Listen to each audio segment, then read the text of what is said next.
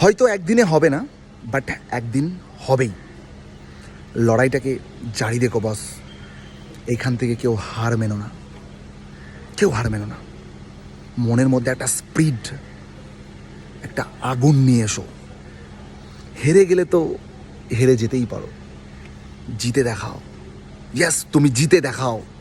তুমি মনের মধ্যে জেদ তৈরি করো, রাগ তৈরি করো, আর মেহনত করো। আজ হোক বা কাল তুমি 100% জিতবে, তোমাকে কেউ রুখতে পারবে না। শুধু নিজের উপরে আত্মবিশ্বাস রাখো। ইয়েস, আমি পারবো। ডেফিনেটলি তুমি পারবে, 100% পারবে। আমি বলছি, তোমাদের এই অমিতদা বলছে,